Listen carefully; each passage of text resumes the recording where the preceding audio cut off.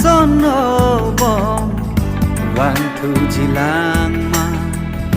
ne kai alo in bo det bi no so min dar ang bom long thu ji lang ma na son akang ho dom tang a seng ka